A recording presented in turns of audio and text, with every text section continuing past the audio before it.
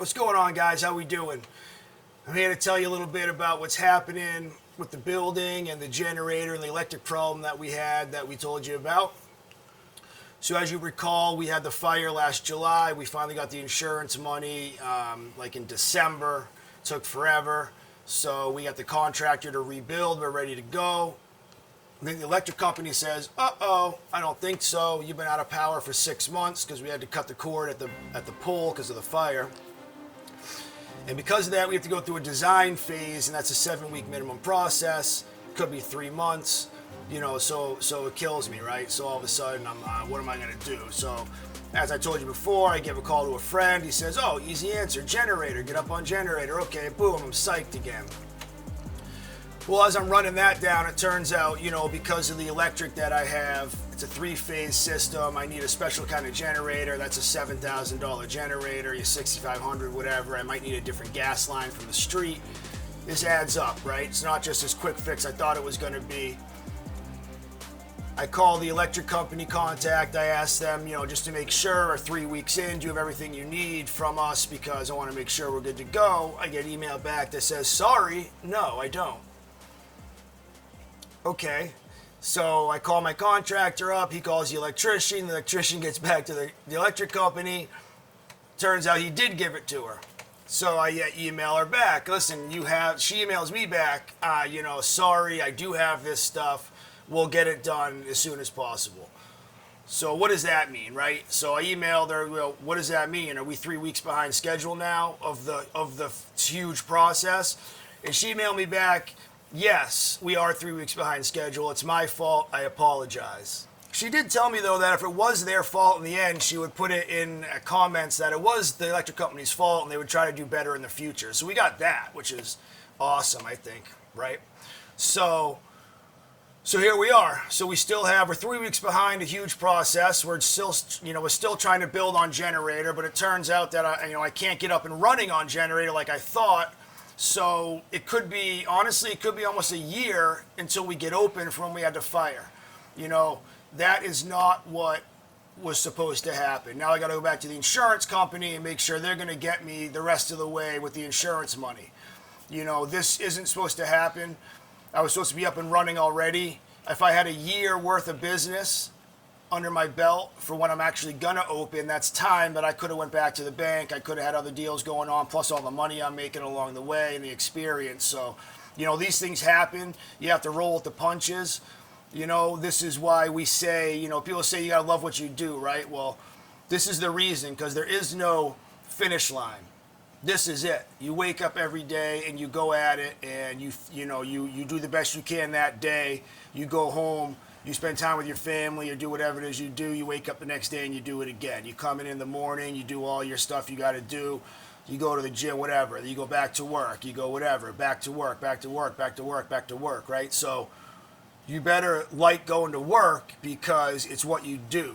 But if you work for yourself, you go back to work when you need to and when you want to. That's the difference. It's not money. Sometimes you make less money. Sometimes you make more money. Sometimes you take all the money you made and you put it into something else and you make more money. Sometimes you take that money, put it into something else, and you lose that money. Fiscally, you try to be responsible. You try to take mitigated risks, but this is the life, so they don't tell you this in school. They don't tell you this, a lot of people out there watching YouTube and Instagram and stuff, and they're not telling you this stuff. They're telling you to be great, be yourself. You see quotes, you're the man, get up, be hungry, be an animal, be different. That's awesome, right? You can use that for motivation, sure.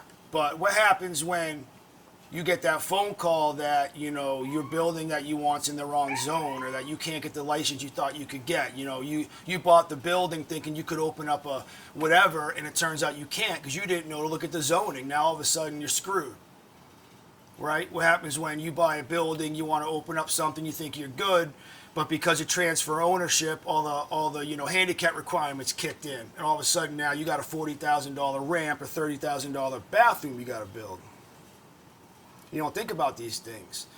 And quite honestly, a lot of people lose over this stuff, who has 30 extra grand to put in a ramp that you can't open up till or all your door jambs aren't big enough, or all you got is stairs downstairs. You were going to put retail down there, but you can't unless you put an elevator in, which you can't do. So all of a sudden you lost all your retail space and went to half. Now your numbers don't work. You didn't think about that, did you? So, you know, I mean, honestly, these are things that I was taught growing up. These are things that I learned along the way, and I was lucky for that. You know, I mean, I don't shy away from knowing that I was given a head start in life.